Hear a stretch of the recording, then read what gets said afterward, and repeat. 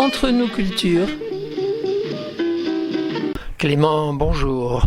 Je rappelle que vous êtes magistrat, vice-procureur au tribunal judiciaire de La Rochelle. Au cours de la précédente émission, vous nous avez parlé des tribunaux judiciaires.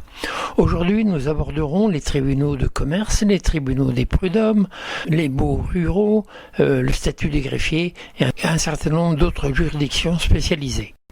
Alors, le conseil de prud'homme, il relève du tribunal judiciaire, mais sa spécialité, c'est de juger les litiges entre les salariés et leurs employeurs. Le tribunal de commerce, il a un statut un peu à part. Il juge de la situation des entreprises en difficulté, qui sont en cessation de paiement, qui sont mises en liquidation, en redressement. C'est vraiment une réglementation à part, même si le procureur y est représenté, prend des réquisitions, parce que le procureur, il est également responsable d'une certaine façon de l'ordre public économique et financier sur son ressort, et donc il doit être présent à ces audiences. Le greffier en chef du tribunal de commerce, à la différence des autres greffiers du tribunal judiciaire, eh bien, c'est une profession libérale, par exemple. C'est quand même une particularité de cette juridiction. Oui, mais les greffiers, ce sont des fonctionnaires également.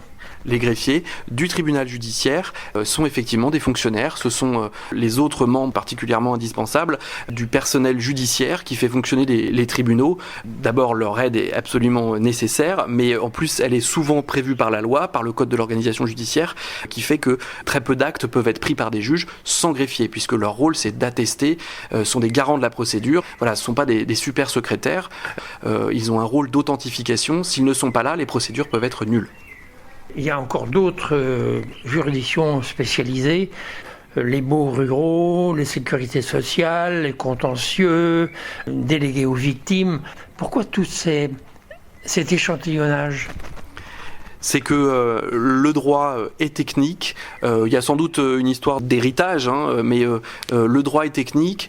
Certaines juridictions sont composées de façon mixte. Par exemple, le conseil de prud'homme, la juridiction est composée de représentants, pour faire simple, du patronat, du salariat. Le tribunal des baux ruraux, là aussi, on a une composition un peu particulière, parce qu'on considère que, eh bien, pour bien juger, il faut connaître la matière. Eh bien, ça nécessite une forme de spécialisation.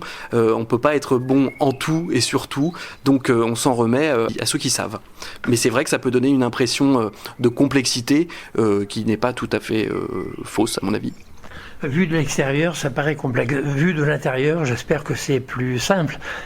Effectivement, il faut le vivre de l'intérieur, mais c'est parfois complexe, d'autant que les réformes se succèdent et nécessairement, eh bien, il faut réactualiser ses connaissances. Et puis, eh bien, parfois, on garde en tête des anciennes appellations, des anciennes règles qu'il faut chasser de son esprit, et parfois avec difficulté.